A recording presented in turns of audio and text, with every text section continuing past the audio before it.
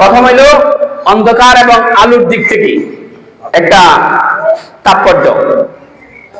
সম্মানিত হাজিরিন, এই পৃথিবীতে মানুষ যত অপরাধ করে তার বেশিরভাগ অপরাধ করে মানুষ অন্ধকার রজনীতে। কথা বলেন ঠিক কিনা? অন্ধকারে। যেমন মনে করেন একটা, কথাগুলো বুঝেন, যে একটা গাড়িতে করি, বিভিন্ন গাড়ি আছে না, অন্ধকার যুক্ত গাড়ি আছে না, এই অন্ধকার যুক্ত ধরেন একটা কভার ভ্যানের ভিতরে কি আছে এটা কি না করলে দেখা যায়?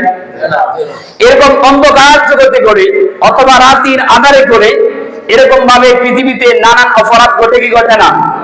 আল্লাহ তাআলা বলতেছে যে ও পৃথিবীবাসী ভালো করে শুনো, ১৫০০ বছর আগে যে ঘটনাটা ঘটছিল সেখানে কোনো বিমান নাই, কোনো রকেট নাই, কোনো যানবাহন নাই, পৃথিবীর কোনো যান যেখানে চলা অক্ষম, সেখানে রব্বে কারীম বাইতুল্লাহ শরীফ থেকে উঠা নিয়া সাত আসমান পাড়ি দিয়া জান্নাত জাহান্নাম দেখায়, আবার রাত্রের ভিতরে আবার পৃথিবীতে মুহাম্মদ রাসূলুল্লাহ সাল্লাল্লাহু আলাইহি সাল্লামকে যদি ফিরত দিতে পারে, সেই ক্ষমতা যদি রবের থাকে, তাহলে তুমি অন্ধকারের রাত্রে বা বিভিন্ন গাড়িতে করে এই জাতির অন্ধকারে যদি একটা তুমি অপরাধ ঘটাও, সেই খবর মনে হয় রবের কাছে নাই, না আছে?